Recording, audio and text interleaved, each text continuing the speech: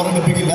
പെട്ടെന്ന് കുറച്ച് മിമിക്രി ഒക്കെ പറഞ്ഞിട്ട് ഞാൻ മാറും. പോരെ, ഉറക്കെ പറ, പോരെ, നമ്മൾ പൊളിച്ചെടുക്കാൻ പോവാ. ഓക്കെ, അത് മതി, അത് മതി. പലർക്കും ഒരു സംശയമുണ്ട്. ആ സംശയം ഞാൻ ദൂരീകരിച്ചിട്ട് മാറാം. പലരും ചോദിക്കും, എങ്ങനെയാണ് ഗിന്നസ് ബുക്കിൽ കയറിയെന്ന് ചോദിക്കും. മനോജ് ഗിന്നസ് ചില സ്കൂളിൽ ചെല്ലുമ്പോൾ പറയും, അദ്ദേഹം ഗിന്നസ് ബുക്കിൽ ഇടം നേടി ഇവിടെ വന്നിരിക്കുകയെന്ന് പറയും. പക്ഷെ ഞാൻ ഗിന്നസ് ബുക്കിലൊന്നും ഇടം നേടിയിട്ടില്ല. ഞാൻ ഡ്യൂപ്ലിക്കേറ്റ് ഗിന്നസ് ആണ്. കൊച്ചിൻ ഗിന്നസ് എന്ന് പറയുന്ന ഒരു ട്രൂപ്പിലെ കലാകാരനാണ് ഞാൻ. അങ്ങനെയാണ് മനോജ് ഗിന്നസ് എന്ന് പറയുന്നത്. അപ്പോൾ പലർക്കും സംശയമുണ്ട്, സാർ ഗിന്നസ് ബുക്കിൽ കയറിയൊന്നും. പക്ഷെ പല സ്കൂളുകളിൽ ഇങ്ങനെ പോകുമ്പോൾ ഗിന്നസ് ബുക്കിൽ കയറി എന്ന് പറഞ്ഞതുകൊണ്ട് എനിക്ക് ഭയങ്കര നാണക്കേട് വന്നിട്ട് ഒരു കുഞ്ഞ് ഗിന്നസ് ബുക്കെങ്കിലും ഒപ്പിക്കണമെന്ന് കരുതി ഞാൻ എന്താ ചെയ്തതെന്ന് അറിയാമോ?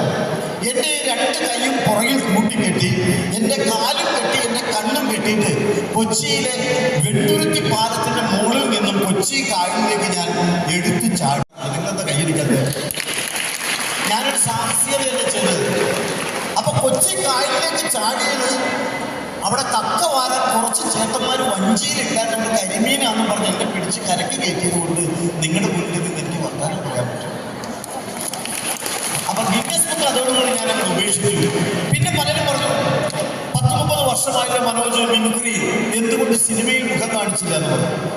ഞാൻ ആദ്യമായിട്ട് മുഖം കാണിച്ചത് ദിലീപേട്ടൻ്റെ മഴത്തുള്ളി കിലുക്കം എന്ന് പറയുന്ന സിനിമയിലാണ്. മുഖം കാണിക്കാൻ ചെന്ന എൻ്റെ മുഖത്ത് അവർ ആദ്യം ചെയ്തത് എന്താണെന്നറിയാമോ? ഒരു മഫ്ലർ എടുത്തങ്ങ് ഇടിയിച്ചു. കണ്ണിൻ്റെ ഈ ഭാഗവും മൂക്കിൻ്റെ ഈ ഭാഗമുള്ളൂ. ഒരു കുതിരവണ്ടിക്കാരനായിട്ട് മുഖം കാണിക്കാൻ പറ്റിയില്ല. രണ്ടാമത്തെ സിനിമ ചോക്ലേറ്റ് എന്ന് പറയുന്ന സിനിമയാണ്, ജയസൂര്യയുടെ. ചോക്ലേറ്റ് സിനിമയിൽ മുഖം കാണിക്കാൻ തന്നെ എൻ്റെ മുഖത്ത് അവർ ആദ്യം ചെയ്തത് കുറെ ചായ വാരികൾ തേച്ചു. ഒരു ചാക്യാർകൂത്തുകാരനായിട്ടൊരു ഓഡിറ്റോറിയത്തിൽ. അത് ആർക്കും മനസ്സിലായില്ല. മൂന്നാമത്തെ സിനിമ നസ്രാണി എന്ന് പറയുന്ന മമ്മൂട്ടി ചിത്രമാണ്. ആ കാലത്താണ് ഞാൻ സിനിമാല എന്ന പ്രോഗ്രാമിലൂടെ സഖാവ് VS അച്യുതാനന്ദൻ്റെ അപരനായിട്ട് TV-യിലൂടെ അവതരിപ്പിച്ചത്. എന്നെ VS അച്യുതാനന്ദൻ്റെ ഡ്യൂപ്പായിട്ടാണ് ആ സിനിമയിൽ വിളിച്ചത്. അപ്പൊ ഞാൻ ഓർത്ത് എൻ്റെ മുമ്പിൽ നിന്ന് ക്യാമറ വെച്ച് എന്നെ എടുക്കുമെന്ന് ഓർത്തു. അപ്പൊ മമ്മൂക്ക ഇരിക്കുന്നു, ഭരത് ഗോപി ഇരിക്കുന്നു, ഇവിടെ ഞാനിരിക്കുന്നു. എൻ്റെ മുമ്പിൽ നിന്ന് അവർ ഷൂട്ട് ചെയ്തില്ല. എൻ്റെ പുറകിലൂടെ ക്യാമറ പോയി. അതിന് മുഖം കാണിക്കാൻ പറ്റിയില്ല. അപ്പൊ 3 സിനിമയിൽ എനിക്ക് മുഖം കാണിക്കാൻ പറ്റാതെ വിഷമിച്ചിരിക്കുമ്പോഴാണ് വെള്ളിമൂങ്ങ എന്ന് പറയുന്ന ജിബു ജേക്കബ് സിനിമയുടെ ഡയറക്ടറെ ആദ്യ രാത്രി എന്ന് പറയുന്ന സിനിമ ബിജു മേനോന്റെ കൂടെ ത്രൂ ഔട്ടായിട്ട് ഞാൻ ആ സിനിമയിൽ അഭിനയിച്ചു, മുഖം കാണിച്ചു. അപ്പൊ ഞാൻ ഓർത്തു കരിമുകളിൽ ഒരു നടൻ സിനിമയിൽ ഉണ്ടാകുമെന്ന് കരുതി സന്തോഷത്തോടെ എനിക്കൊരു ബ്രേക്ക് ആവുമെന്ന് കരുതിയിരുന്നപ്പോഴാണ് കൊറോണ എന്ന് പറയുന്നൊരു മഹാമാരി വന്നതും എനിക്ക് സഡൻ ബ്രേക്കായിട്ട് ഞാൻ വീട്ടിലിരുന്നതും ഒരു പരിപാടിയില്ലാതെ 5-6 കൊല്ലം സിനിമകൾ അഭിനയിച്ചു. അടുത്തൊരു സിനിമ സംവിധാനം ചെയ്യണമെന്നുള്ള ആഗ്രഹത്തിലാണ് ഞാൻ മുന്നേറുന്ന 1.5 വർഷമായിട്ട്. അതിൻ്റെ പുറകിലാണ്. ചിലപ്പോൾ ഭാവി ഉണ്ടെങ്കിൽ നമുക്കൊരു സിനിമ ചെയ്യാൻ പറ്റും. അപ്പോൾ നിങ്ങളൊരു പണി ചെയ്യണം. TV-യിലൂടെയും സ്റ്റേജിലൂടെയൊക്കെ എന്നെ പ്രോത്സാഹിപ്പിച്ച നിങ്ങളുടെ സിനിമ പരിപാടികൾ അതും പോയി കണ്ട് എന്നെ പ്രോത്സാഹിപ്പിച്ച് കൈയടിച്ചേ. ഇനി ഞാൻ പെട്ടെന്ന് മാറണം. കൊച്ചു കൂട്ടുകാരിരിക്കുന്നതുകൊണ്ട് അവർക്കൊരു കുഞ്ഞു മിമിക്രി ഞാൻ പറയാം. നമ്മുടെ നാട്ടിൽ ഏറ്റവും കൂടുതൽ ആരോഗ്യമുള്ള ഒരു ബൈക്കിന്റെ പേര് പറയാം ആരെങ്കിലും? നല്ല ആരോഗ്യമുള്ള ബൈക്ക് ഒരാൾ പറയാം. ഡ്യൂക്കല്ല, അതൊക്കെ പുതിയ വണ്ടി. നല്ല ചില ചേട്ടന്മാരൊക്കെ എങ്ങനെയും പോണാട്ടല്ലേ? ഏതാ? പൾസറല്ല, എൻഫീൽഡ്. എൻഫീൽഡ് പറഞ്ഞാൽ മോനൊരു കയ്യടി കൊടുത്ത്, നല്ലൊരു കയ്യടി കൊടുത്ത്. അപ്പൊ എൻഫീൽഡിന്റെ ശബ്ദം ഞാൻ അനുകരിക്കുകയാണ്. നല്ലതാണെങ്കിൽ നിങ്ങൾ കൈയടിക്കണം, നല്ലതല്ലെങ്കിലും കൈയടിക്കണം, അല്ലെങ്കിൽ എനിക്ക് ചമ്മൽ വരും. അപ്പോൾ ചേട്ടാ എൻഫീൽഡാണ്, ശബ്ദം ഒന്ന് വെച്ചോട്ടോ.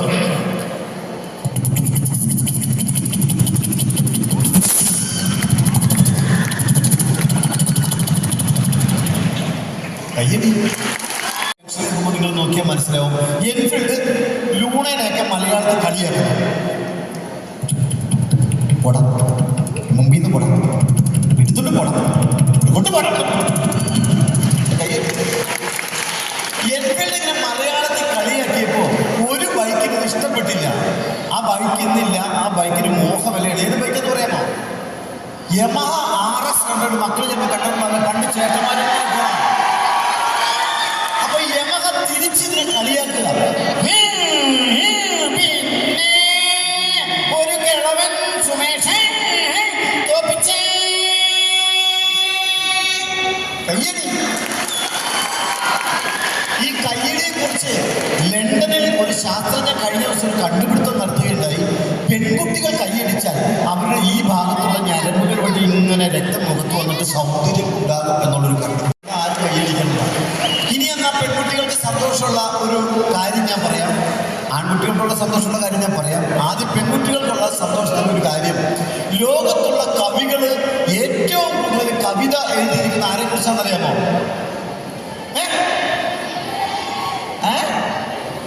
പൂക്കളെ കുറിച്ചും മലകളെ കുറിച്ചുമല്ല, ഏറ്റവും കൂടുതൽ കവിത എഴുതിയിരിക്കുന്നത് പെൺകുട്ടികളെ കുറിച്ചാണ്. അപ്പൊ ആ പെൺകുട്ടികളെ കുറിച്ചുള്ള ഒന്ന് രണ്ട് കവിതയല്ല, പാട്ട്, മണിച്ചേട്ടൻ്റെ പാട്ടുകൾ ഞാൻ പാടിത്തരാം. പെൺകുട്ടികളെ കുറിച്ചാണ് ഈ കവിതകളെല്ലാം.